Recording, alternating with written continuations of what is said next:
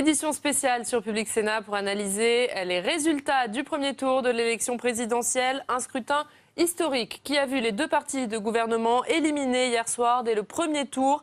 La course à l'Elysée se jouera donc le 7 mai entre Emmanuel Macron, le candidat d'En Marche, arrivé en tête avec 23,86% des voix, et Marine Le Pen, la candidate du Front National, arrivée en deuxième position avec 21,43% des voix. Nous analyserons ces résultats, leurs conséquences pour les différents partis ainsi que les stratégies d'entre-deux tours pour les candidats. Et nous suivrons bien sûr tout ce qui se passe ce matin grâce à notre dispositif, nos 4 envoyés spéciaux. Mickaël Zamès est devant le QG d'Emmanuel Macron dans le 15e arrondissement de Paris. Saveria Rojek est-elle à Hénin-Beaumont où Marine Le Pen a passé sa soirée électorale et sa nuit. Et puis nous serons également dans les deux partis de gouvernement, je vous le disais, éliminés dès hier soir et où se tiennent donc des réunions de crise. Nora Hamady est devant le siège des Républicains rue de Vaugirard où un comité politique a lieu depuis 10h30 ce matin. Et Tam Tranui est-elle rue de Solferino au siège du Parti Socialiste où un bureau national a lieu depuis 10h30 également. Nous les retrouverons tous les 4 tout au long de cette édition spéciale. C'est donc un premier tour historique qui a eu lieu hier puisque pour la première fois, aucun des deux partis de gouvernement ne sera présent au second tour de l'élection présidentielle. Nous allons regarder ensemble les résultats définitifs de cette élection. Selon les chiffres communiqués par le ministère de l'Intérieur, Emmanuel Macron est donc arrivé en tête avec 23,86% des voix, suivi de Marine Le Pen, 21,43%. Tous deux sont donc qualifiés pour le second tour. Et puis derrière, éliminé François Fillon, le candidat de la droite et du centre, qui a obtenu, lui, 19,94% des voix, talonné par Jean-Luc Mélenchon, le candidat de la France Insoumise, avec 19,62% des voix. Et puis, loin derrière, avec un score historiquement bas, Benoît Hamon, le candidat du Parti Socialiste, obtient, lui, 6,3% des voix. Nicolas Dupont-Aignan frôle, lui, la barre des 5% et obtient 4,78% des voix. Viennent enfin Jean Lassalle. Jean Lassalle qui obtient 1,2% des voix, Philippe Poutou 1,1%, François Asselineau 0,9%, Nathalie Arthaud 0,65% et Jacques Cheminade ferme la marche avec 0,18% des voix. Et lorsqu'on regarde ces résultats, eh bien, département par département, on voit une France coupée en deux, avec à l'ouest une France qui a majoritairement voté pour Emmanuel Macron et à l'est une France qui, elle, a majoritairement choisi Marine Le Pen. Le détail de ces résultats avec Géraldine Bavoilot. Résultat de ce premier tour. Il y a une France de l'Est et une France de l'Ouest, comme le révèle la carte du vote par département pour l'élection présidentielle. À l'Ouest, Emmanuel Macron arrive en tête. Sauf dans 3 départements, la Mayenne, l'Orne et la Sarthe, où François Fillon parvient à tirer son épingle du jeu électoral. À l'Est, Marine Le Pen arrive en tête dans une majorité de départements. La candidate FN réalise de bons scores dans le Nord, la vallée du Rhône, mais son score est aussi très fort dans la région PACA, Marseille excepté, où Jean-Luc Mélenchon gagne son pari en arrivant en tête, comme à Toulouse. Les villes face aux campagnes, c'est l'autre enseignement de ce premier tour. Emmanuel Macron est plus fort dans les villes, mais Marine Le Pen gagne dans plus de 18 000 communes, soit la moitié des communes françaises. Le candidat d'En Marche compte 8,5 millions d'électeurs, concentrés dans des villes comme Lyon, Villeurbanne ou Strasbourg, après avoir voté François Hollande en 2012. Nous allons commenter ces résultats avec nos 5 invités présents en plateau. Eliane Assassi, bonjour. Bonjour. Vous êtes la présidente du groupe communiste ici au Sénat. Vous souteniez Jean-Luc Mélenchon. Gérard Longuet, bonjour, sénateur bonjour. Les Républicains de la Meuse, soutien de François Fillon. Pierre Jouvet, bonjour, conseiller départemental socialiste de la Drôme, soutien de Benoît Hamon. Jean-Baptiste Lemoyne, bonjour, sénateur de Lyon. Vous soutenez, vous, Emmanuel Macron. Et enfin, Valrand de Saint-Just, bonjour. Vous êtes président du groupe Front National au Conseil régional d'Île-de-France et vous soutenez bien sûr Marine Le Pen. Merci à tous les 5 d'être sur ce plateau. Alors on vient de voir cette carte de France des résultats avec cette France coupée en deux. À l'ouest plutôt Emmanuel Macron, à l'est plutôt Marine Le Pen. Quelle est votre réaction, Jean-Baptiste Lemoyne ? Écoutez, c'est déjà des Français qui ont choisi de balayer les partis traditionnels. Effectivement, moi j'étais frappé en regardant la carte que vous avez projetée de voir que François Fillon en fait n'arrive en tête que dans 5 départements en France métropolitaine. 5 départements, voilà. Et qu'effectivement après Emmanuel Macron et Marine Le Pen se partagent à peu près chacun une quarantaine, cinquantaine de départements. Et donc il y a là, on le sent bien, une fracture territoriale qui existe et à laquelle Emmanuel Macron veut remédier. Parce que naturellement, il entend porter un message justement un peu de réunification. Il y a cette France rurale dont je suis, qui se sont relégués, déclassés, avec des problèmes d'accès aux soins, des problèmes d'accès à Internet, de désindustrialisation.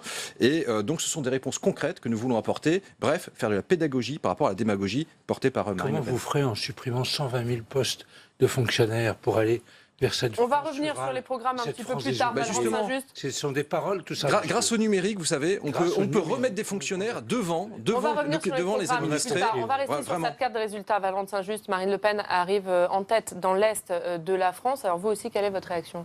J'ai une confirmation de cette France coupée en deux, qu'avait très très bien d'ailleurs conceptualisé Christophe Guilly dans un livre qui est très célèbre, qu'on voit très bien en Picardie, dans le nord de la France, dans l'est de la France, c'est-à-dire assez dramatique. La France est dans un mauvais état sur le plan social, sur le plan politique, et celui qui sera élu aura certainement un devoir de réconciliation des Français, mais je doute donc, peut-être pas de la bonne foi de M. Macron, mais des mesures qu'il annonce pour parvenir à cette réunification. Quand on voit, par exemple, cette suppression des 120 000 fonctionnaires, je pense que, par exemple, sur ce plan, il faudrait quand même être beaucoup plus précautionneux. Voilà. On va rester sur cette carte. Gérard Longuet, François Fillon, qui n'arrive en tête que dans 5 départements métropolitains. Comment vous l'expliquez ? Moi, ce que j'observe surtout, c'est qu'il y a 4 forces politiques qui sont assez comparables. Emmanuel Macron est une percée. Vous dites que ce n'est pas un parti du gouvernement. Il sort du gouvernement de M. Hollande, dont il a été le collaborateur pendant 5 ans. J'observe que Jean-Luc Mélenchon et Benoît Hamon, qui sont des gens de gauche et enracinés à gauche, si on totalise leurs voix, c'est quasiment la première force.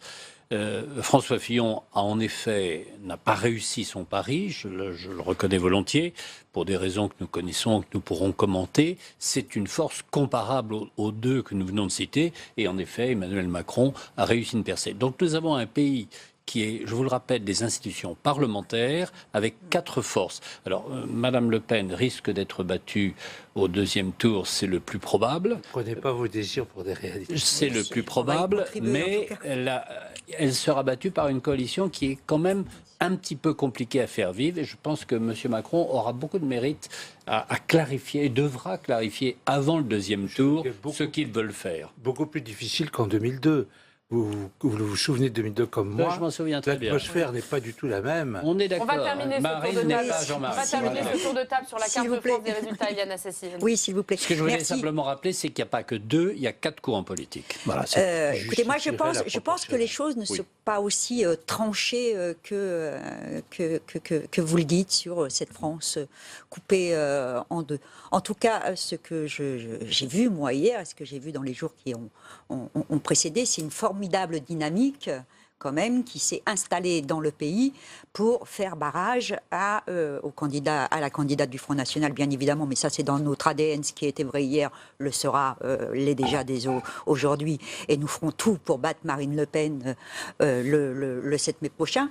Mais on peut considérer qu'il y a plusieurs dynamiques qui se sont exprimées dans le pays à l'occasion de ce premier tour. Monsieur Longuet le disait, quand on ajoute, alors je sais bien que la vie politique ce n'est pas une calculette, mais quand on ajoute effectivement les voix de Jean-Luc Mélenchon de la France Insoumise à celles de Benoît Hamon, on voit que la gauche, la vraie gauche, celle qui incarne les espoirs aussi de nos concitoyens, aurait pu effectivement arriver en tête de ces élections, de ce premier tour des élections présidentielles. Donc moi je dirais que c'est pas aussi simple que ça.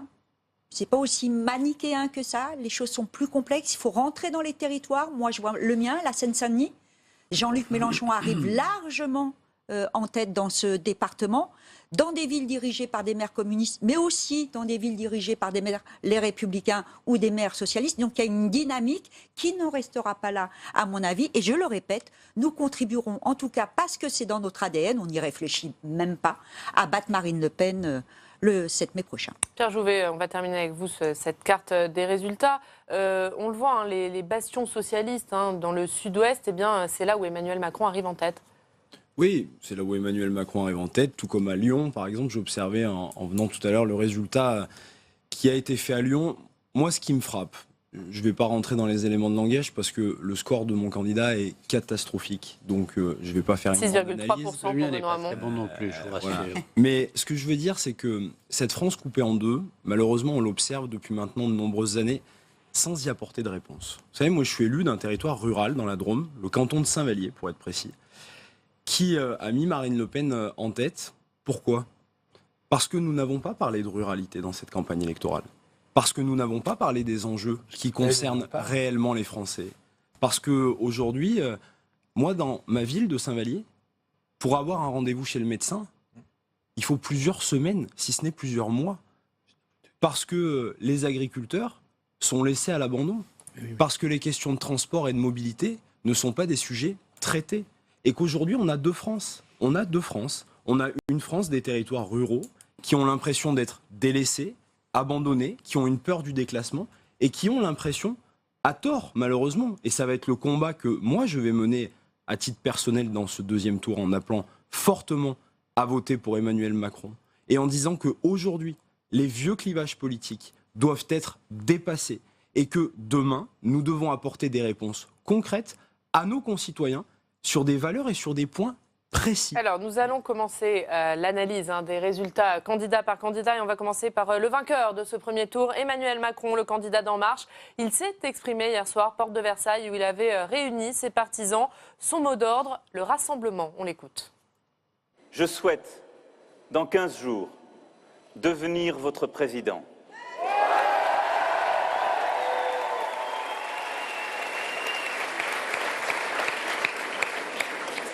Le président de tout le peuple de France, le président des patriotes face à la menace des nationalistes.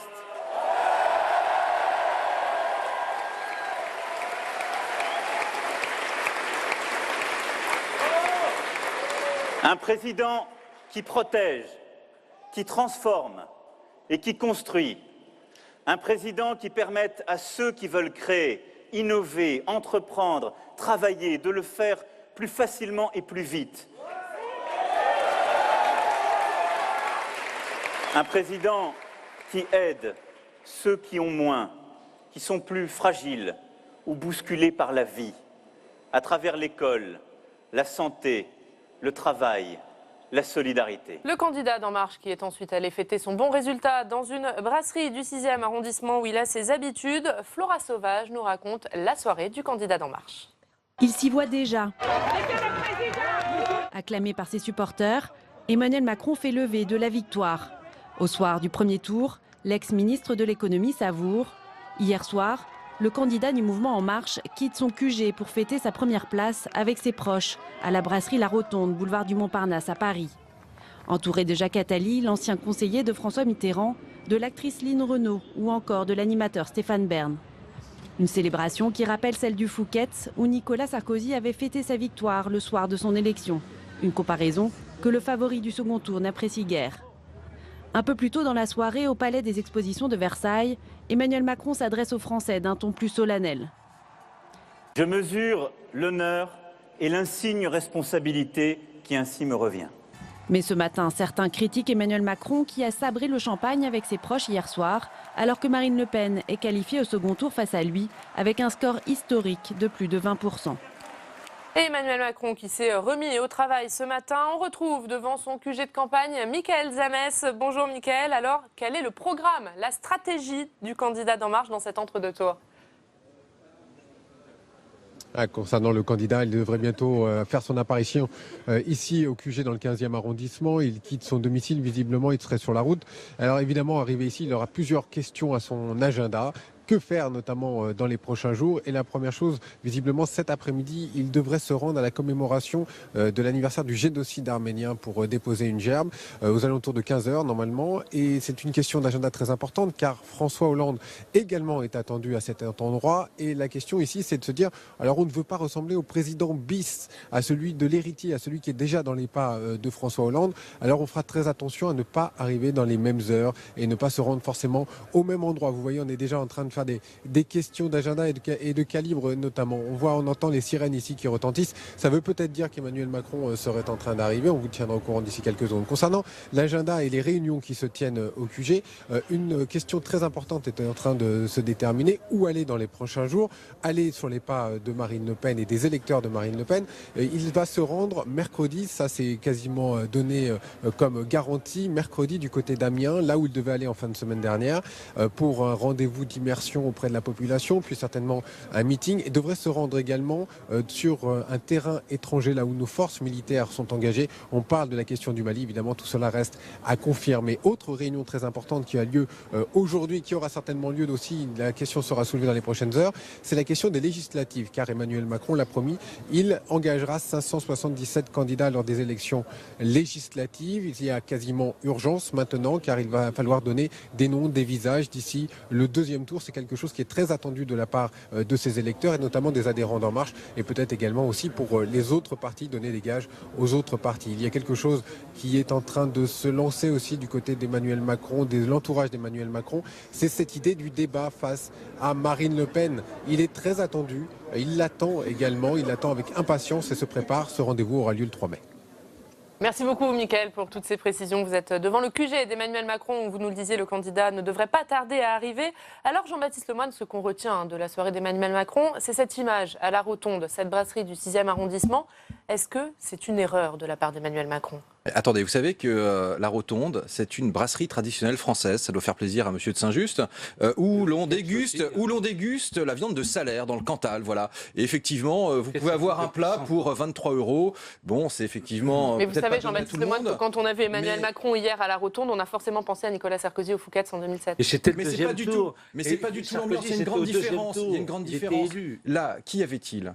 Il y avait les petites mains, comme les amis d'Emmanuel Macron. Eh bien, il a mis tout le monde à la même table. Oui, l'officier de sécurité était à côté de Lynn Renault. Eh bien oui, ça change. Un peu d'égalité, un peu de simplicité dans ce monde ne nuit pas. Et c'était un moment, effectivement, qu'il voulait avoir, parce que vous savez, il a lancé cette magnifique aventure pour la France il y a un an tout juste. Et imaginez qu'un an plus tard, il y a 250 000 adhérents d'En Marche. Il y a un candidat qui est arrivé en tête au premier tour de l'élection présidentielle. Et donc, oui, après avoir passé des jours et des nuits à coller, à tracter, à boiter, à rédiger, etc., nous avions les uns et les autres envie d'entourer le candidat, et pour un moment qui, je vous le dis, était vraiment en toute simplicité, contrairement à ce qui peut être dit. Pierre Jouvet, est-ce que c'est un mauvais signal envoyé par Emmanuel Macron hier soir ? Ce qui est sûr, c'est que gagner une élection présidentielle, c'est au deuxième tour, pas au premier. Donc on ne fait pas une élection au soir du premier tour. On continue, surtout quand on est face à Marine Le Pen. Surtout quand on dit, comme Emmanuel Macron, ce que je partage, être progressiste. Aujourd'hui, dans notre pays, le Front National a fait près de plus 800 000 voix par rapport aux élections régionales de 2015. On annonce un Front National à près de 40% au deuxième tour des élections présidentielles. Donc moi, je crois que le signe à donner, c'est un signe de rassemblement pour les Français. Je pense que les Français s'en fichent totalement de savoir où Emmanuel Macron a mangé, s'il a mangé de la viande ou pas, peu importe. Aujourd'hui, c'est les réponses qu'on doit apporter. Parce qu'aujourd'hui, il y a urgence. Et on doit remettre de la solennité là-dedans. Moi, j'étais pas chiracien. Mais Jacques Chirac, en 2002, il avait pris une hauteur de vue et une grandeur politique. Ce soir-là, on ne l'aurait pas vu faire ça. C'est peut-être une erreur, mais peu importe. On ne va pas débattre de ça longtemps. Maintenant, il faut se reconcentrer parce que l'élection présidentielle, elle n'est pas gagnée. Et on doit mettre toutes nos forces dans la bataille demain pour que Marine Le Pen soit la plus basse possible dans cette élection présidentielle au deuxième tour. La plus basse possible. On doit mobiliser toute notre énergie. C'est ce que nous, on va faire partout sur le terrain, parce qu'aujourd'hui, il y a un danger. Il y a une rupture qui est en train de s'opérer. Gérard Longuet le disait à juste titre, on a 4 blocs politiques aujourd'hui. Mais dans ces 4 blocs politiques, demain, il n'y en a plus que 2 qui sont qualifiés.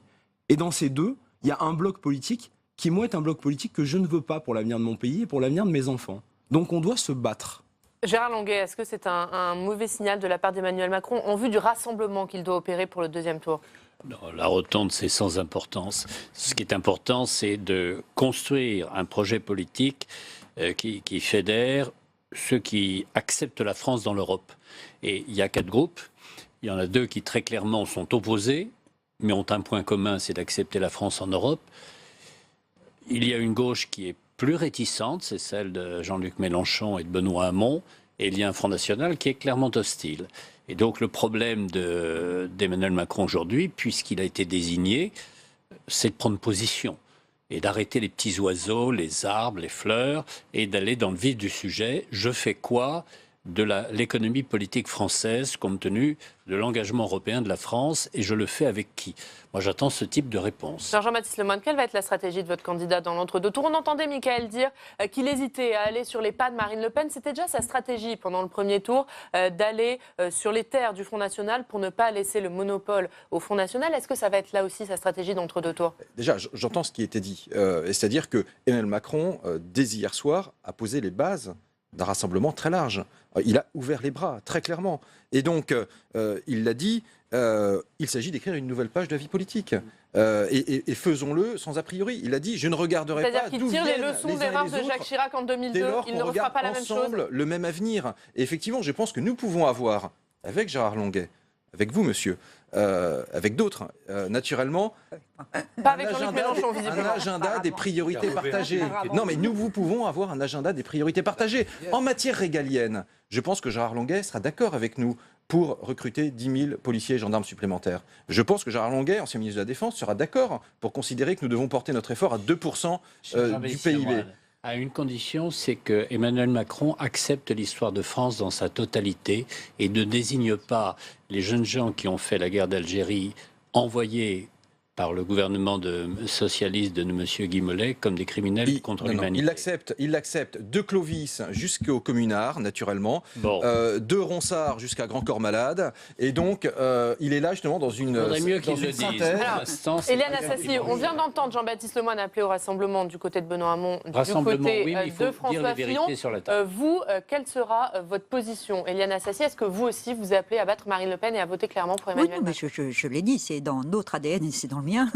Donc, bien évidemment, nous appelons à voter et à voter contre Marine Le Pen et à la battre platement le 7 mai. Mais pour autant, si M. Macron est élu président de la République, nous serons dans l'opposition. Nous l'avons montré au moment du débat sur la loi Macron, ici au Parlement et au Sénat en particulier.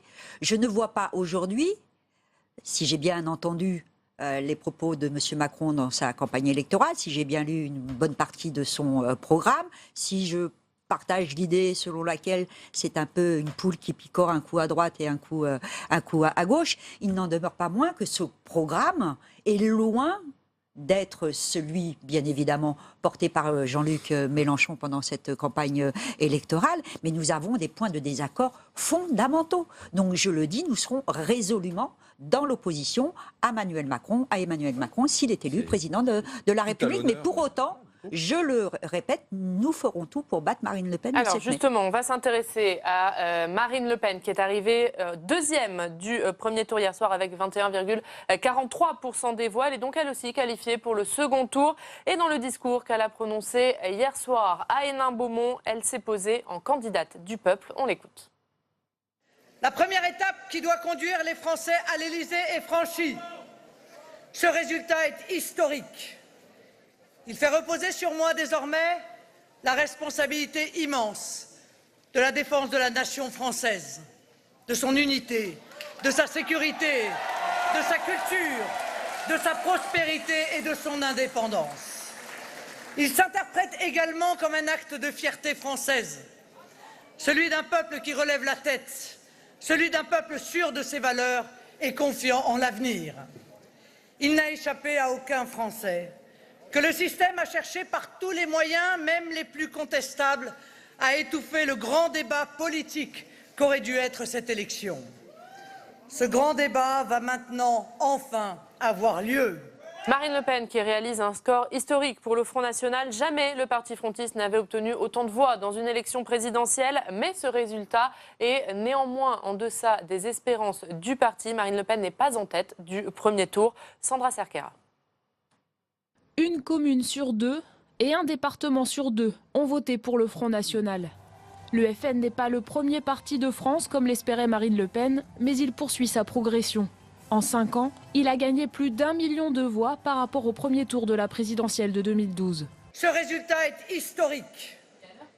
Il fait reposer sur moi désormais la responsabilité immense de la défense de la nation française.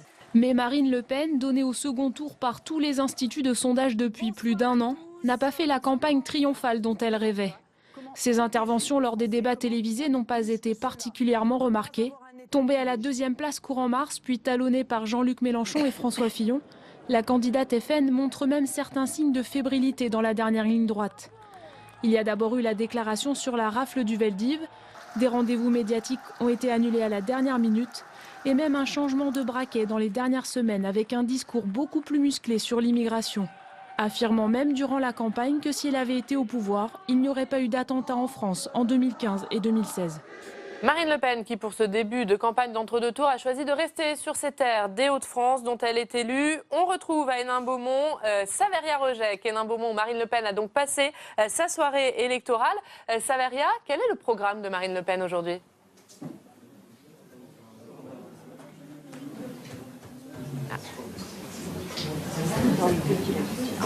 Je l'ai censuré.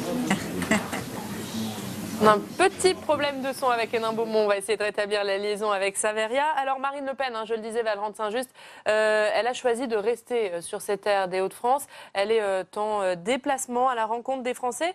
Quel est l'objectif pour elle ? De contraster avec Emmanuel Macron, de montrer qu'elle est sur le terrain ?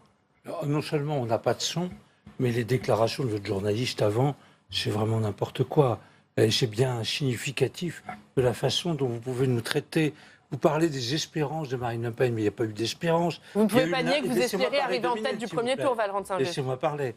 Il y a eu n'importe quoi des sondages, la campagne triomphale. Il paraît qu'il devait y avoir une campagne triomphale et qu'elle n'a pas été triomphale. C'est encore du n'importe quoi de journaliste. Et puis la cerise sur le gâteau, c'est quand elle a été obligée de parler du Veldiv, la déclaration de Marine Le Pen. On ne sait pas ce que c'est que les mots, c'est pas une déclaration, c'est une réponse à une question de journaliste. C'est pas du tout la même chose. Alors donc le ton de votre journaliste et cette absence de son, mais ça va être une question. Est-ce que vous n'espériez pas être en tête de ce premier tour, Valrand Saint-Just, pour avoir une dynamique pour le second tour ? Ce qui va être passionnant pendant ces 2 tours, malgré le mépris que l'on observe autour de cette table. Et j'espère que nous allons... Mais si, votre but, on a l'impression d'ailleurs, votre but c'est d'écarter 7 millions d'électeurs de la vie politique française. Mais les responsables politiques et les candidats ne sont rien. Ce sont les électeurs qui sont derrière. Votre responsabilité dans l'échec, vous dites, dans la Drôme, il n'y a plus de services publics, les médecins, etc. Mais qui est au pouvoir depuis 10 ou 20 ans? Qu'est-ce que vous avez fait? Rien. C'est votre échec à vous. Vous êtes des menteurs. Mais c'est ça. Vous êtes des incapables, en tout cas. Et vous l'avez prouvé. Que par des fausses réponses, en sortant de l'Europe et en sortant de l'euro, vous allez ruiner les petites gens de ce pays. Vous allez les ruiner.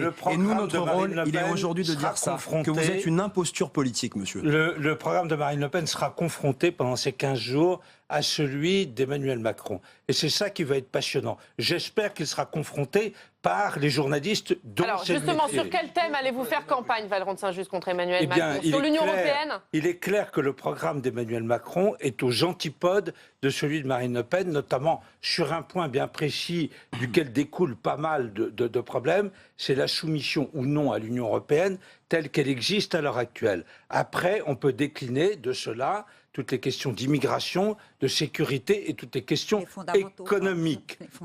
Les Français, je l'espère, à travers ces 15 jours, vont pouvoir se faire une opinion exacte sur chacun des programmes. Ils choisiront, c'est leur responsabilité, ça sera la démocratie. Alors, avant la réponse de Jean-Baptiste Lemoyne, qui représente Emmanuel Macron, on va retourner à Hénin-Beaumont. On a retrouvé Saveria-Rejec. Saveria, est-ce que vous pouvez nous dire donc quel est le programme de Marine Le Pen ? Eh bien, Marine Le Pen, comme je vous le disais, tenait à commencer cette journée sur le terrain, dans son fief du Pas-de-Calais. Elle s'est donc rendue sur le marché, tout près d'ici, sur le marché de Rouvroy. Le lieu a été tenu secret jusqu'au dernier moment pour des raisons de sécurité. Ce qu'on sait en revanche, c'est que les tracts de second tour, eh bien, ils pourraient être dévoilés à cette occasion, tout comme le tout nouveau slogan de campagne. La profession de foi de la candidate, en effet, était arrêtée dès cette nuit. Dans l'entourage de Marine Le Pen, eh bien, on croit la victoire possible. C'est bien une deuxième campagne qui commence, une campagne de rassemblement. Alors pourquoi la victoire est possible? Car Emmanuel Macron, eh bien, pour Marine Le Pen, c'est l'adversaire rêvé. C'est l'incarnation du système que dénonce le Front National, nous dit-on dans son entourage. Marine Le Pen qui commence donc ici cette deuxième phase de la campagne. La candidate doit ensuite quitter ses terres du Nord et se rendre à Paris dans la journée. Merci beaucoup, Saveria, en direct d'Hénin-Beaumont pour ces précisions. Emmanuel Macron, c'était votre adversaire rêvé, Valorant de Saint-Just? Rêvé, on aurait pris ce que la démocratie nous aurait donné, mais c'est vrai qu'il représente l'antipode, son programme, c'est l'antipode de celui du Front National. Donc dans le cadre démocratique de deuxième tour, il va y avoir cette confrontation. Et elle est extrêmement, à mon avis, bienvenue, parce que c'est ça qui va peut-être permettre... les Français le savent. Au deuxième tour, eh bien, il y a un des deux qui va gagner. C'est donc son programme qui va l'emporter, qui va gouverner la France pendant 5 ans. Et les autres, ceux qui ont perdu, ceux qui n'ont pas arrivé en tête au deuxième tour, ils vont l'accepter pendant ces 5 ans. C'est ça l'expression parfaite de la démocratie. Après, et c'est comme cela qu'on va pouvoir... N'oubliez pas les législatives. Et c'est comme ça que l'on va pouvoir... peut-être apporter un peu d'apaisement à ce pays. Jean-Baptiste Lemoyne, Marine Le Pen qui a fait campagne tout le premier tour en se présentant comme la candidate des Patriotes. Hier, Emmanuel Macron, dans son discours porte de Versailles, a dit « Je veux être le candidat des Patriotes face aux nationalistes ». Il ne veut pas laisser le terrain des Patriotes à Marine Le Pen, vous savez, c'est là que vous allez attaquer je suis sénateur de Lyon, où est né Pierre Larousse, dont on fête le bicentenaire. Pierre Larousse, que dit-il dans le Larousse, la définition de patriote ? Qui aime ardemment sa patrie et le prouve par ses actes. Moi, cette définition, je me reconnais dedans. Il faut le prouver par des actes. Et justement, nous voulons une grande France. Nous voulons une grande France dans une Europe revisitée. Oui, parce voilà, que l'Europe a un certain nombre de dysfonctionnements. Et donc, il faut remettre un certain nombre de dossiers sur la table. Mais c'est pas avec une France qui érigerait des barrières douanières partout qu'on va aider nos agriculteurs à exporter, et dans la balance commerciale, c'est 4 milliards d'euros en bénéfices. Et pardon, c'est pas également en quittant l'euro qu'on va améliorer le solde de nos matières énergétiques en matière de balance commerciale. Et donc, l'épreuve de patriotisme, l'épreuve de patriotisme, c'est quoi? Emmanuel Macron, son programme est à l'opposé du patriotisme et de la protection des Français. Quand on lui parle d'immigration, quand on lui parle des migrants, qu'il est allé dire à Mme Merkel, je vous félicite d'avoir fait venir 1,5 million de migrants en Europe, etc. Quand on écoute Marine Le Pen et Valorant de Saint-Just, j'ai l'impression qu'il y a la France et l'anti-France. Mais il faut arrêter ça tout de suite. Faut arrêter ça tout de suite. Je suis désolé, il y a 66 millions de Français qui sont tous égaux et on les prend d'un bloc et on ne fait pas de différence. Je ne parle pas des Français, je vous ai parlé de l'immigration et des clandestins. Eliane Assassi, et de votre position. Tolérance zéro sur les clandestins d'ailleurs. Écoutez, moi, il y a la vie politique ne va pas s'arrêter au soir du 7 mai. Je rappelle que quelques semaines plus tard, il y aura des élections législatives qui vont être fondamentales. Et je suis désolée, monsieur, mais Madame Le Pen n'a pas de majorité pour l'instant, comme d'ailleurs monsieur Macron n'a pas de majorité pour l'instant. Et donc la dynamique, s'il vous plaît, la dynamique qui s'est créée lors de ce premier tour va, me semble-t-il, ne pas se tarir au lendemain du deuxième tour des élections présidentielles, et un rassemblement des forces de gauche, et c'est ce à quoi le Parti communiste français a appelé hier soir, c'est-à-dire à se mettre autour d'une table pour construire une véritable majorité de gauche à l'Assemblée nationale, pour quel que soit celui ou celle qui serait élu président de la République ou présidente le 7 mai, il est en face de lui une majorité qui puisse mettre enfin en œuvre une politique qui réponde aux aspirations profondes des gens de notre pays qui sont majoritairement à gauche. Je sais bien que ça vous déplaît, mais la France, les Français sont un peuple qui croit éminemment à cette capacité à changer de société et à ne pas se retrouver dans celle que vous nous proposez. Monsieur Macron a annoncé que s'il était élu, pendant les grandes vacances, il multiplierait la loi El Khomri puissance 10 par le biais d'ordonnances.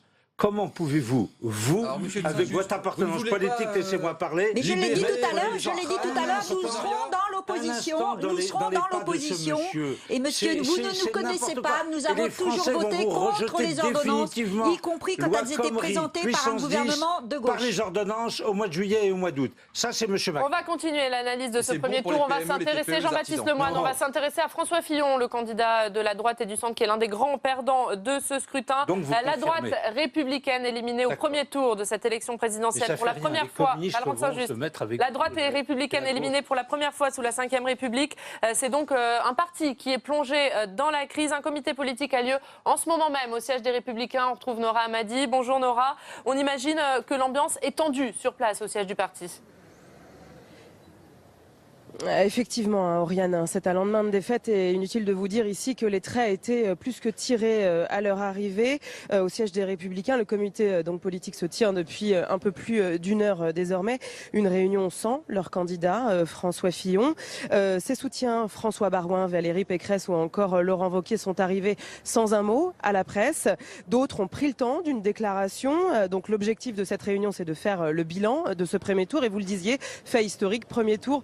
Donc la droite éliminée, fait historique sous la Ve République, tirer les conclusions des erreurs de la campagne et tenter d'organiser donc le troisième tour de cette présidentielle que seront les législatives de juin prochain. Mais avant ces législatives, il faudra aussi trouver une ligne commune. C'est un défi pour les Républicains aujourd'hui que de trouver une ligne commune face au front, face à Marine Le Pen présente au second tour. Quelle position adopter? Faut-il appeler ou non au vote vis-à-vis de Emmanuel Macron? Une ligne donc qui sera difficile à trouver. Jean-Frédéric Poisson, à son arrivée, a réitéré ses propos d'hier soir. Pas d'appel au vote selon lui. Une ligne qui n'est pas, par exemple, celle de Nathalie Kosciusko-Morizet ou de Thierry Solaire. Donc on attend maintenant une déclaration qui devrait arriver d'un moment à l'autre de Gérard Larcher. Merci beaucoup Nora. Ce qui est extraordinaire, c'est qu'on est là à nous traîner dans la boue, à dire pique-pendre de Marine Le Pen, des électeurs de Marine Le Pen, et en même temps, dans votre mouvement, il y a des gens donc qui ont des positions radicalement différentes vis-à-vis des ignobles personnages et des personnes très dangereux que nous sommes. Personne sur ce plateau ne dit que pendre des électeurs de Marine Le Pen. On va laisser Gérard Longuet réagir. Gérard Longuet, est-ce qu'il y aura une position commune chez les Républicains, un appel clair à battre Marine Le Pen? Après le comité, il y aura le bureau politique ce soir en fin de journée. Je pense que d'ici là, les positions se décanteront. Ce que je souhaite profondément, c'est que nous interpellions le candidat sélectionné pour le deuxième tour, M. Macron, et que nous lui posions un certain nombre de questions. Parce qu'il n'y a pas péril en la demeure, il y a 15 jours d'ici le deuxième tour, et M. Macron peut parfaitement clarifier ses positions sur tel ou tel sujet. Ce que nous avons en commun, c'est la volonté de construire l'Europe et de donner à la France toutes ses chances en Europe. Ce que nous avons de divergence, ce sont des aspects de culture et de société qui nous surprennent un petit peu. On va aller en direct de la rue de Solferino où Jean-Christophe Cambadélis est en train de s'exprimer. Très bien. Doit être respecté. Mais il n'est pas interdit de l'expliquer. La participation, plus forte que celle qu'annonçaient les sondages, indique de manière claire que les Français ne se sont pas laissés impressionner par les attentats qui visaient à bousculer notre démocratie. Au moment où je parle, l'extrême droite a mis un pied dans la porte du pouvoir en progressant de plus d'1 million de voix. J'en mesure la portée pour notre pays et l'immense responsabilité qui revient désormais à notre parti. Chacun va chercher à caractériser ce premier tour de cette élection un peu hors sol. Car il faut le dire d'emblée, la France n'a pas réussi son grand rendez-vous avec elle-même. Ce vote insaisissable, est le fruit d'une présidentielle anxieuse, nerveuse, fiévreuse et pour finir, douloureuse. Une campagne sans fond visible, où les sujets n'ont pas dominé, dont tout le monde souhaitait qu'elle se termine enfin, alors qu'elle n'aura jamais véritablement démarré. Une campagne dont une majorité de Françaises et de Français n'a jamais pu se saisir, malgré les spectacles, des meetings et des débats. Dans cette campagne, il y aura eu beaucoup de colère, de calculs, mais très peu de propositions faisant débat sur les attentes politiques et les demandes programmatiques. Ce premier tour fut réduit à une seule injonction. Qui pour battre Marine Le Pen? Tant il est vrai qu'au lendemain du Brexit, de l'élection de Trump, sur fond de montée générale du nationalisme en Europe, chacun se demande si le tour de la France n'est pas venu. Mais cette donnée a pesé au-delà du raisonnable dans l'avant-premier tour. Le vote utile contre le Front National a littéralement mutilé le débat qui se sera limité à une série d'engouements pour des personnalités plutôt que pour des projets. Aucun d'entre eux ne dessinait d'ailleurs une France majoritaire, mais seulement un engouement, un engagement éphémère dont le ressort était la qualification au second tour, signe d'une victoire assurée, ce qui reste à démontrer, face à la candidate de l'extrême droite. Avec un brouillage des clivages et un brouillard des affaires qui auront empêché le grand débat auquel les Français aspiraient, pourtant ardemment et légitimement. Avec enfin la terrible piqûre de rappel du réel des attaques terroristes qui ont fini d'aggraver le désarroi.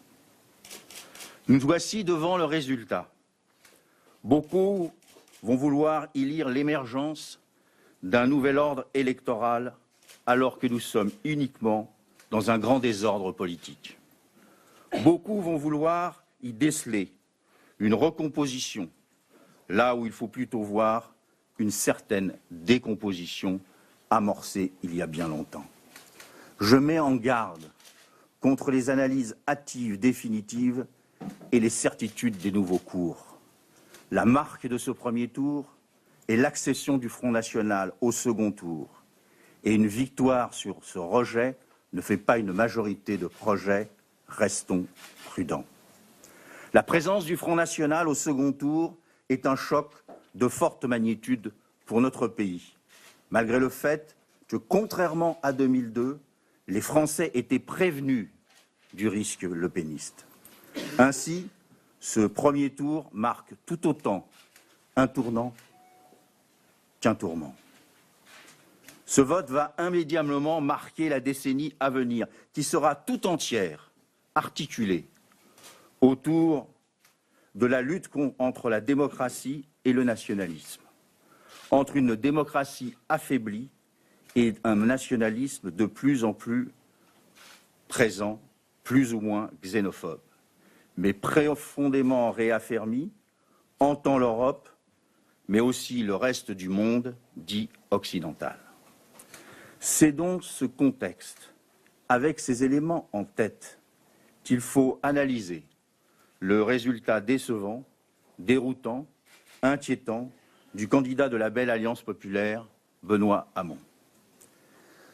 Ce résultat est dû à un enchaînement d'attitudes dans une conjoncture redoutable, marquée par une laborieuse sortie de crise et le retour tragique qui, combiné, aurait nécessité l'unité. Que nous ayons été au milieu de la tranchée gouvernementale ou au cœur de la campagne. C'est une lourde défaite. Nous l'assumons.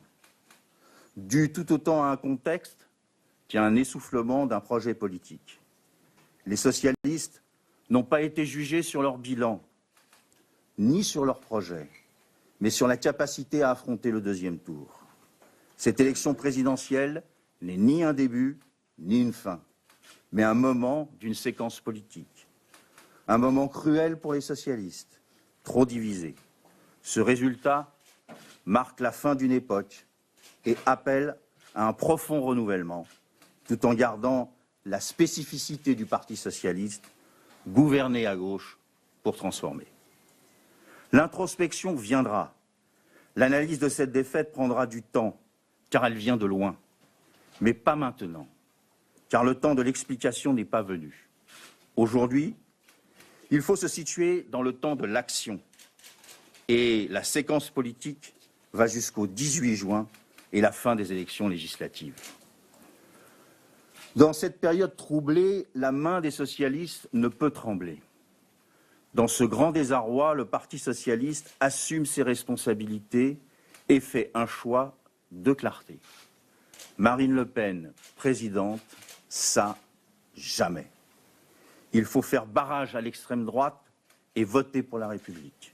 En conséquence, le 7 mai, nous voterons pour Emmanuel Macron. Je le ferai sans hésiter, sans détour. Et surtout sans Voilà condition. pour cette déclaration de Jean-Christophe Cambadélis, le premier secrétaire du Parti socialiste, en direct du siège du PS à Solferino où se tenait un bureau national. Jean-Christophe Cambadélis, Valentin Juste, qui appelle clairement à battre Marine Le Pen, à battre l'extrême droite. Quelle est votre réaction? Je serai bref, moi j'ai retenu une de ces phrases. Aujourd'hui, dit-il, l'extrême droite a mis un pied dans la porte du pouvoir et c'est intolérable. C'est le phénomène toujours de caste et de mépris. C'est pas l'extrême droite, c'est 7 millions d'électeurs, 7 millions de Français, d'êtres humains, je ne sais pas si vous les considérez comme des êtres humains, qui disent, par ce biais-là d'ailleurs, un peu au secours, vous voulez toujours les repousser, je crois que c'est comme ça que Marine Le Pen gagnera le soir du deuxième tour. Jean-Christophe Cambadélis, je m'adresse à vous, Pierre Jouvet, qui représentait Benoît Hamon sur ce plateau, a parlé de l'échec de la belle alliance populaire. Est-ce que c'est l'échec de la belle alliance populaire du Parti socialiste ou du candidat Benoît Hamon? Pour moi, c'est l'échec du candidat Benoît Hamon. C'est un échec cuisant du candidat Benoît Hamon, qui a fait une mauvaise stratégie de campagne, une mauvaise campagne, qui n'a pas voulu défendre le bilan du président de la République ni du gouvernement, et qui s'est retrouvé entre Jean-Luc Mélenchon et Emmanuel Macron. Et qu'est-ce qui s'est passé? Les gens préfèrent toujours l'original à la copie. La droite, à ses dépens, a connu ça. Donc les gens préféraient Jean-Luc Mélenchon. Pour les gens plus à gauche, et les autres, oui, qui est l'original. Et pour les autres, et les réformistes, mais moi j'en connais beaucoup. Et les réformistes qui ont voté pour Emmanuel Macron. Moi, ce que je crois, c'est qu'aujourd'hui, nous sommes à un point de rupture. Et que ce point de rupture, c'est notre dernière chance. Et il doit nous appeler, Monsieur Lemoine, je vous lance un appel aujourd'hui, très clairement, à recomposer la vie politique française. Voilà, moi je suis élu, non, c'est pas une auberge espagnole, monsieur. Moi je suis président d'une intercommunalité. Dans mes vice-présidents, il y a des gens. Mon premier vice-président est un homme de droite. Oui, j'ai des vice-présidents. Non, monsieur. Quand on fait du développement économique sur des territoires, quand on parle de politique de santé, quand on fait.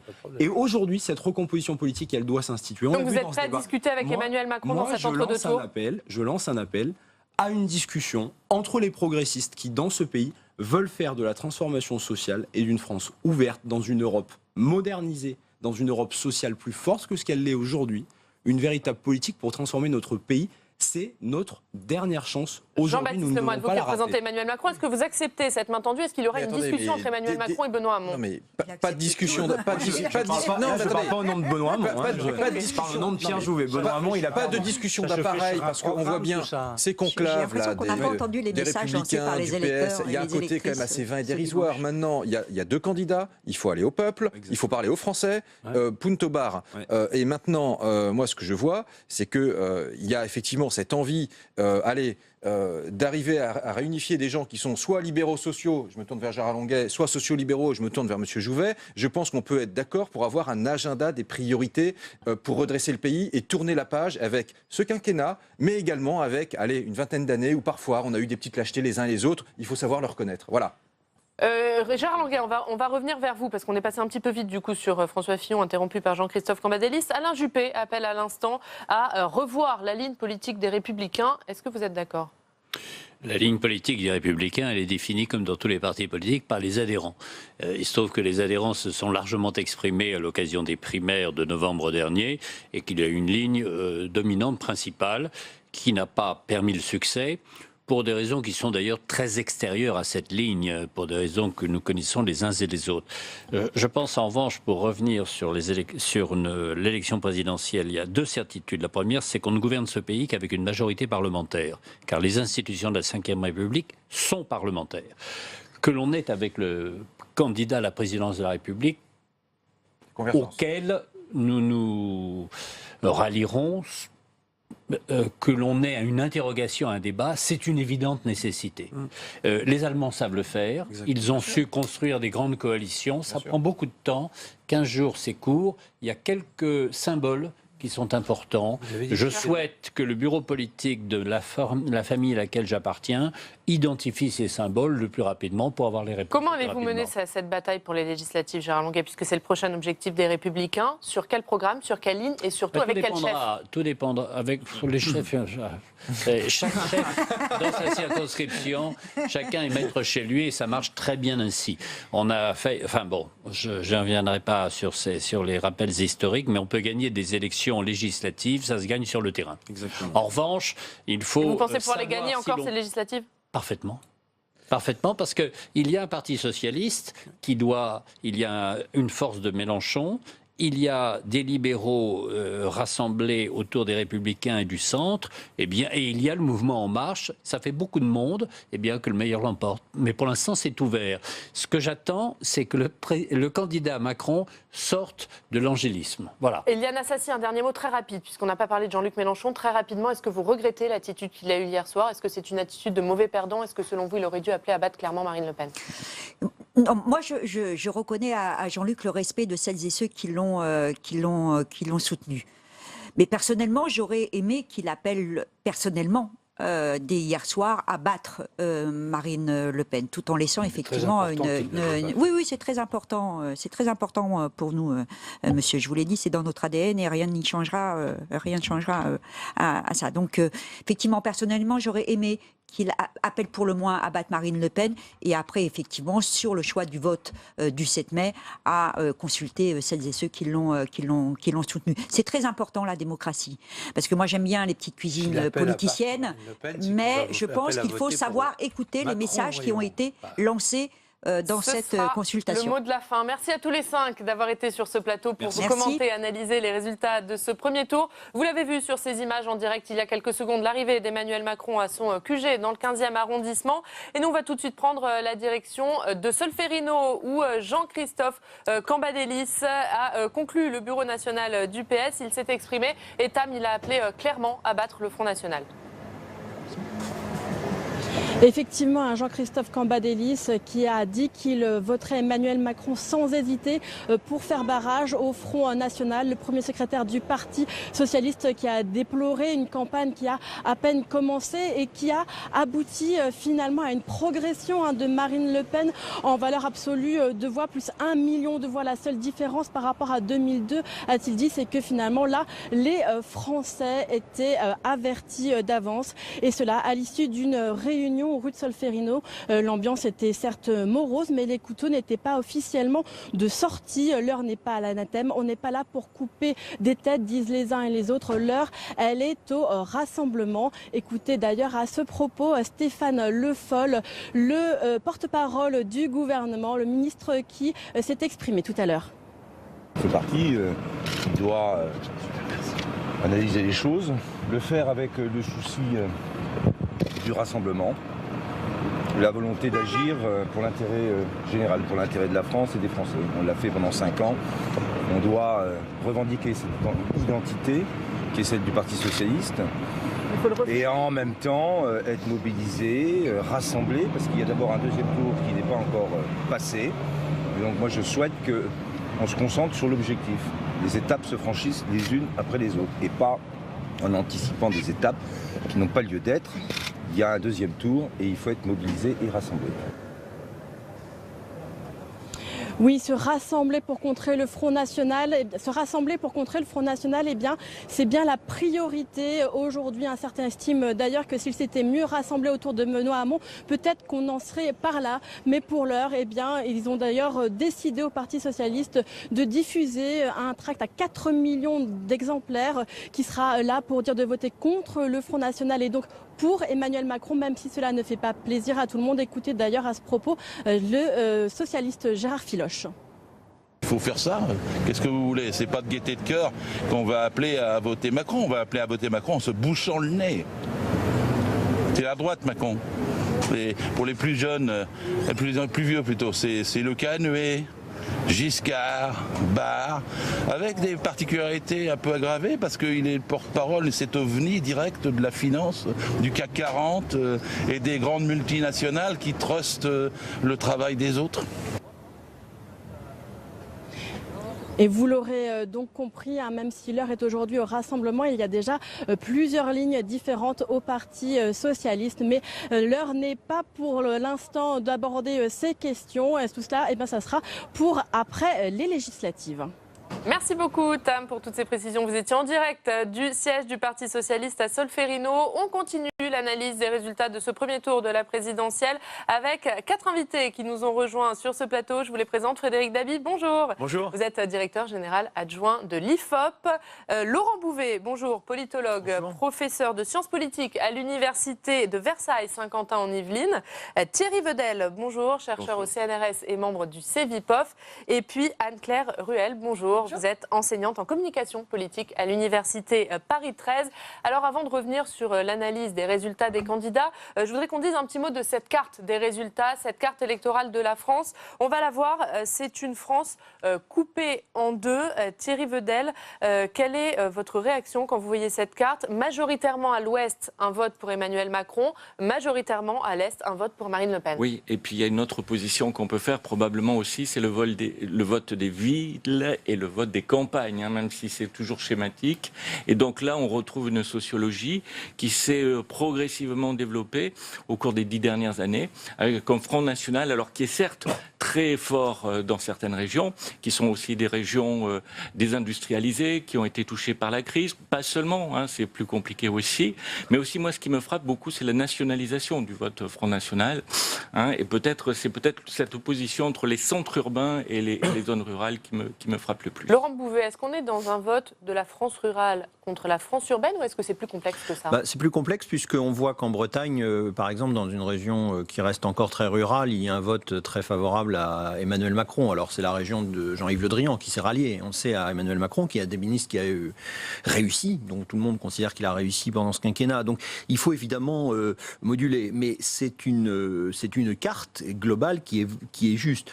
Elle recoupe également d'assez près la carte du oui et du non au traité constitutionnel européen de 2005. Donc on est dans une évolution qui est aussi une évolution de plus long terme, pas uniquement sur le jugement par rapport au quinquennat. C'est quelque chose qu'il faut regarder dans sa totalité. Et puis c'est aussi une carte qui recoupe, peut-être en parlera-t-on plus avant tout à l'heure, mais aussi des réalités sociologiques. C'est-à-dire qu'on a des régions industrielles déclassées, on a des gens qui sont qui appartiennent aux catégories populaires au sens très large du terme, pas uniquement le milieu ouvrier stricto sensu, mais de manière beaucoup plus large, par rapport à des gens, par rapport sur le niveau de diplôme, par exemple, on est dans une France de la réussite scolaire par rapport à une France plutôt de la sortie précoce du système. On a des éléments comme ça. Pour le moment, moi je parle d'après ce que j'ai pu voir. Ça va être affiné évidemment par l'étude qu'auront fait les instituts de sondage sur la ventilation du vote. Justement, Frédéric Dabi, est-ce que vous confirmez ce que vient de dire Laurent Bouvet? Est-ce qu'il y a un vote par catégorie socio-professionnelle? Oui, je confirme complètement ce que Laurent Bouvet vient de dire. C'est clairement la carte de la France du oui et la France du non du 29 mai. C'était déjà il y a 12 ans, mais c'est un clivage extrêmement structurant. C'est aussi deux votes, le vote Le Pen et le vote Macron, deux votes complètement antagonistes. Emmanuel Macron a une structure générationnelle homogène, mais fait ses meilleurs scores chez les personnes âgées. Marine Le Pen chez les jeunes, même si Elle est détrônée chez les jeunes par Jean-Luc Mélenchon, près des moins de 25 ans. Dans notre sondage jour du vote, il faut fiducial pour Match et Sud Radio, on voit que Jean-Luc Mélenchon arrive en tête chez les plus jeunes. Et puis Emmanuel Macron, très fort chez les cadres supérieurs et les professions libérales, les classes moyennes supérieures. Emmanuel Macron Marine Le Pen chez les ouvriers. Et puis on a posé une question, est-ce qu'on se vit comme un gagnant ou un perdant de la mondialisation? Plus on se dit gagnant, plus on vote Emmanuel Macron, plus on se dit perdant. Et c'est un rapport du simple au triple, plus on va voter pour Marine Le Pen. Il y a une catégorie, il y a un segment où il y a une vraie compétition entre Marine Le Pen et Emmanuel Macron, c'est la France du travail. Cette France des salariés, cette France des 35-49 ans qui avait voté massivement pour Nicolas Sarkozy, le travailler plus pour gagner plus, qui a été déçu et par le quinquennat Sarkozy, encore plus par le quinquennat de François Hollande, qui a voté massivement FN dans toutes les élections intermédiaires. Emmanuel Macron a été le premier à contester la domination du FN. Ils sont à touche-touche chez les salariés, 2 points d'avance chez Marine Le Pen. Ils sont quasiment au même niveau chez les 35-49 ans. Léger avantage pour Emmanuel Macron. Ce sont 2 votes extrêmement différents. On l'a vu aussi sur les dimensions géographiques, quart nord-est et quart sud-est versus façade ouest. Mais il y a une vraie compétition là-dessus. Anne-Claire Ruel, on est dans ce vote de la France de la mondialisation contre la France des territoires oubliés? Oui, complètement. Et puis effectivement, eurosceptique et europhile aussi. Et ce qui est très intéressant aussi, il y a une analyse qui a été faite, que vous avez peut-être vu passer, sur le taux de paupérisation justement des régions et le vote FN. Et on voit qu'il y a une corrélation qui est extrêmement forte, ce qui explique justement cette France justement des déclassés, des populations qui sont dans des territoires en voie de désindustrialisation. C'est une donne qui est hyper importante et qui a peut-être été un peu... qui vient de loin et qui émerge actuellement. Alors Laurent Bouvet, pour aller au-delà de cette carte électorale, pour rester sur l'analyse de ces résultats, pour la première fois, aucun des 2 partis de gouvernement ne sera présent au second tour d'une élection présidentielle. Est-ce que ce premier tour marque aussi la fin du clivage droite-gauche? Alors, il faut être prudent parce que dans ce genre de cas, on regarde évidemment l'élection qui vient de se passer comme un événement très important. C'est le cas, c'est un événement déjà historique par le simple fait de ce que vous venez de dire. Mais pour savoir si c'est vraiment la fin du clivage droite-gauche, si on peut acter une telle évolution avec ce nouveau clivage qui serait la France de l'ouverture, la France de la fermeture, la France de la mondialisation des bénéficiaires contre les perdants, la France pro-européenne, anti-européenne, etc., etc. Tout ce qu'on voit aujourd'hui qui est confirmé effectivement dans l'affrontement. Alors, il y a plusieurs choses. La première, c'est qu'il faut attendre les élections législatives. On va voir si le clivage droite-gauche, si les partis en particulier, et ça ne sera pas la même chose pour le Parti socialiste et pour les Républicains. Les Républicains sont sans doute dans une meilleure position pour les législatives que ne l'est le Parti socialiste. On pourra peut-être y revenir aussi. Et puis ensuite, il faudra voir comment se déroule ce quinquennat. Est-ce qu'il y aura une cohabitation? Comment la majorité sera composée? Puisque c'est un électorat très un électorat politiquement sur droite-gauche très composite derrière Emmanuel Macron. Et puis la deuxième chose, juste rapidement, c'est le score des 2 qualifiés pour le second tour qu'il faut voir. Parce qu'on a 2 qualifiés qui font des scores qui ne sont pas très très élevés. Par rapport à la qualification. Alors, ça a déjà été le cas dans d'autres élections dans le passé, présidentielles, mais enfin, on n'a même pas la moitié de la France qui a voté pour les 2 premiers qualifiés. Donc, on est dans quelque chose qui est, disons, qu'il va falloir confirmer. On ne peut pas comme ça déclarer, parce que ni le PS ni LR n'est au second tour d'une élection, ce qui est historique, qu'on en a fini avec le clivage droite-gauche. Avant de continuer l'analyse, on va faire un détour par le QG d'Emmanuel Macron dans le 15e arrondissement, retrouver Michael Zamès. Michael, Emmanuel Macron, qui est donc arrivé à son QG il y a une quinzaine de minutes. Oui, absolument. Vous avez pu voir l'image en direct. Emmanuel Macron qui se trouve à présent dans son bureau au QG ici. Il va devoir un peu réfléchir avec ses équipes sur la suite à donner à cette campagne. Quel déplacement, où aller, comment faire cette campagne d'entre-deux tours. Ce que l'on sait cet après-midi, c'est qu'il va se rendre aux commémorations du génocide arménien un peu plus tard dans l'après-midi, peut-être aux alentours de 15h, 16h. Et reste à savoir un peu ce qu'il sera pour la suite. Demain, il y a l'hommage national aux policiers décédés. Et puis mercredi, un déplacement à Amiens, car la solution aujourd'hui que dit aujourd'hui l'entourage d'Emmanuel Macron, c'est de savoir où est-ce qu'ils veulent faire campagne. Est-ce qu'il faut aller dans les endroits où on a voté plus pour Emmanuel Macron ou plus pour Marine Le Pen? Visiblement, on a décidé d'aller au contact de la population, d'être, si vous voulez, au plus près des Français et ceux notamment qui ont voté pour Marine Le Pen. Il y aura un autre déplacement qui est attendu, c'est certainement en fin de semaine auprès des forces militaires engagées sur le terrain et notamment en Afrique, peut-être au Mali. On attend la confirmation de ce rendez-vous. Il y a eu aussi une petite polémique qui est née après le dîner hier soir qui a été accordé par l'entourage d'Emmanuel Macron avec le candidat et puis quelques célébrités. Écoutez à ce propos le secrétaire général d'En Marche, Richard Ferrand, le député PS. Hier soir, Emmanuel Macron a estimé qu'il fallait rassembler les collaborateurs d'En Marche, qui travaillent d'arrache-pied depuis un an, les membres de notre comité politique, et sous prétexte qu'une ou deux personnalités du musical s'est joint à cette rencontre, on a dit que c'était people, etc. Mais non, la vérité c'est que c'est un moment de retrouvailles pour toutes celles et ceux qui depuis un an sont aux côtés d'Emmanuel Macron. Voilà pour la réponse qui a été lancée par l'entourage d'Emmanuel Macron. Il faut déminer au plus vite cette polémique qui commençait à monter, polémique évidemment qui naîtra encore dans l'entre-deux tours et que se saisira la candidate du Front National, à n'en pas douter, Marine Le Pen. Quant au reste de l'agenda d'Emmanuel Macron, il est en train de s'écrire actuellement ici au siège du QG. Merci beaucoup, Mickaël, pour toutes ces précisions. Devant le QG de campagne d'Emmanuel Macron, est-ce que, Thierry Vedel, cette campagne d'entre-deux tours entre Emmanuel Macron et Marine Le Pen, ce sera une campagne sur le clivage entre les patriotes et les mondialistes? Oui, c'est difficile à dire parce que d'abord, moi je crois qu'il faut qu'on analyse ce qu'est le vote Macron. Et pour moi, ça reste encore une énigme, même si sociologiquement, on arrive à préciser des choses. Il y a quand même une complexité dans ce vote, parce que je crois qu'il agglomère trois choses. Un vote d'adhésion qu'on peut percevoir peut-être à travers la sociologie, adhésion à l'ouverture, à l'économie moderne. Il y a aussi un vote utile, c'est-à-dire des électeurs de gauche, surtout, qui ont cherché à battre Marine Le Pen, donc qui ont anticipé un petit peu le second tour. Et puis aussi peut-être un vote par défaut, c'est-à-dire que ce qui frappe dans toutes les enquêtes qu'on peut faire, notamment celle au Cevipof, c'est que les autres candidats avaient des traits de personnalité très affirmés et finalement Emmanuel Macron, il a un trait de personnalité majeur, c'est qu'il est sympathique. Hein, c'est ce qui ressort surtout, mais on cherche derrière où est peut-être l'idéologie, le programme et quelque chose de plus compact. Vous êtes d'accord, Frédéric, allez-y.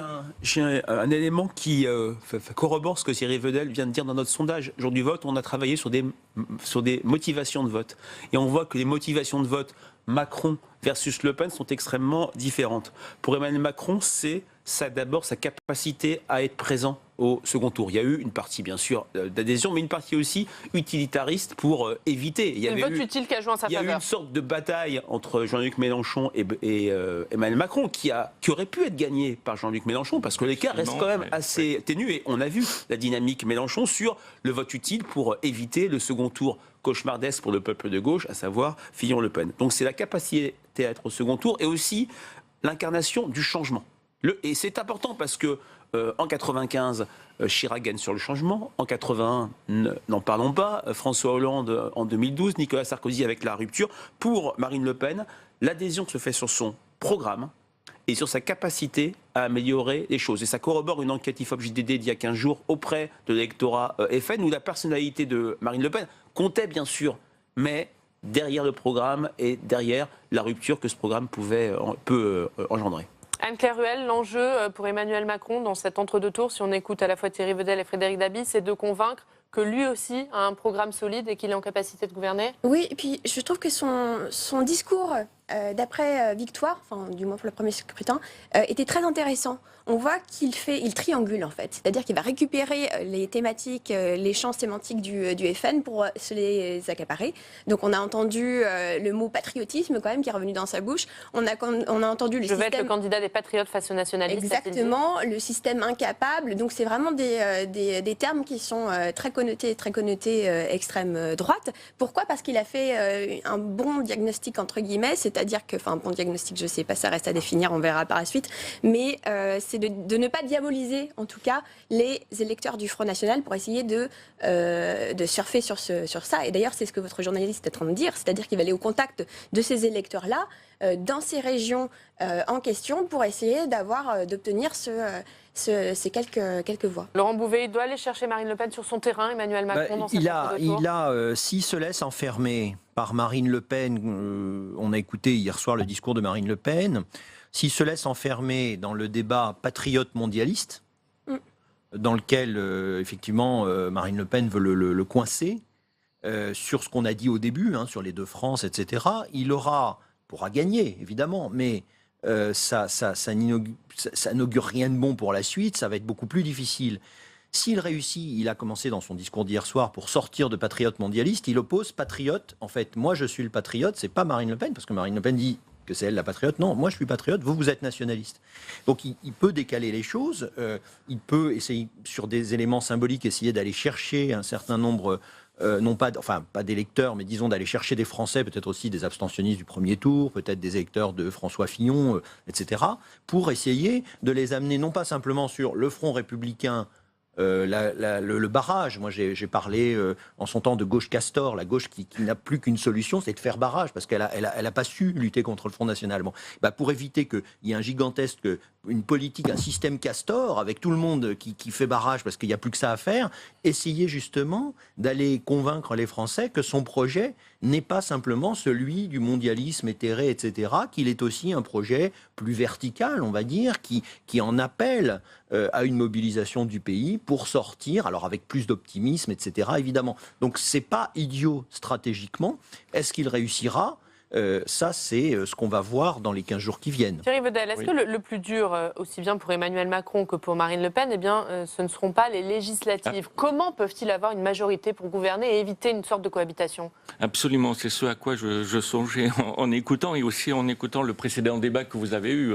On voit déjà poindre les législatives. On peut se demander d'ailleurs si l'élection présidentielle continue à être l'élection structurante, l'élection décisive. Cette fois, ça sera peut-être les législatives. Et je crois que en effet, tous les débats, et peut-être d'ailleurs, je ne sais pas ce qu'en pense Frédéric, mais peut-être on va avoir un niveau de participation assez faible au second tour, parce que pour beaucoup d'électeurs ou certains électeurs, les choses sont presque jouées déjà. Frédéric, vous confirmez ? Est-ce que l'élection est jouée, les électeurs ne se déplaceront pas ? Non. C'est les chiffres que vous avez ?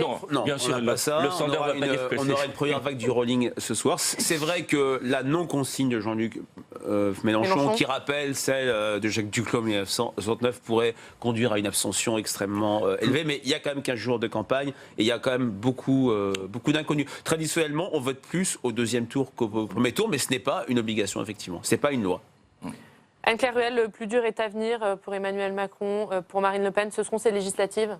Pour Emmanuel Macron, certainement, c'est vraiment un troisième tour. Finalement, c'est législative. On voit le rapport de force, c'est quand même assez compliqué. Et je rejoins totalement Laurent Bouvet. Ça paraît plus, on va dire, plus accessible. Le mot est peut-être pas le bon pour les Républicains, parce qu'ils sont déjà plus constitués. Et actuellement, voilà, il y a des règlements de compte qui sont en train de se profiler, on est en train de le voir, donc il va falloir se remobiliser. Justement, Laurent Bouvet, il nous reste 40 secondes, on va terminer avec vous. Est-ce que le plus dur n'est pas aussi à venir du côté du PS et des LR ? Est-ce que cette élection présidentielle ne va pas marquer un renouvellement profond de ces deux partis ? Alors, le Parti socialiste, incontestablement. Là, le score historiquement bas du Parti socialiste... La campagne qui a été un échec stratégique suite à un quinquennat dont le président de la République qui avait été premier secrétaire, puis président de la République au nom du Parti socialiste, etc., qui ne se représente pas, c'est évident. Pour les Républicains, l'enjeu est un peu différent, car il y a quand même, on peut le constater, une droitisation du pays depuis 5 ans, très nette, et qui va se retrouver, qui s'est vu dans les élections locales, que les Républicains ont gagné. Le Front National a monté, mais les Républicains ont gagné toutes ces élections par rapport à la gauche. Donc là, normalement, on devrait avoir l'aboutissement, parce que qu'est-ce que c'est qu'une circonscription législative ? Ce sont des cantons, ce sont des villes, donc ce sont des élus. Donc on devrait avoir l'aboutissement de ce phénomène. Donc ça va être difficile de voir, on va avoir des triangulaires, des quadrangulaires dans de nombreuses circonscriptions, mais les Républicains sont en position de force. Ils n'ont pas le même problème que le PS. Merci Laurent Bouvet, merci à tous les quatre d'avoir été avec nous pour analyser ces résultats du premier tour. L'analyse qui se poursuit toute la journée sur les chaînes parlementaires. Très bonne journée.